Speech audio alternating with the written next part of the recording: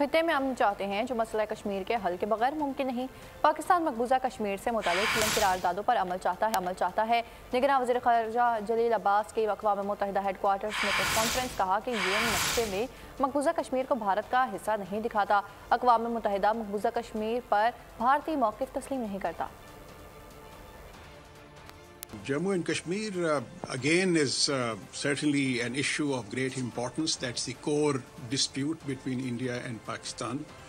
It is because of this issue that we have had tensions, conflicts and wars between our two countries.